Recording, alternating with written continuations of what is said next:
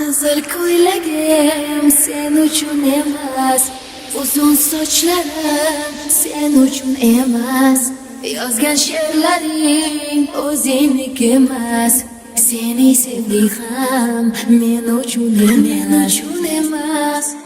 Senga bergan savolimga javob bermaysan, hech bo'lmasa telegramdan yozib qo'ymaysan. Menga qarab nega yolg'on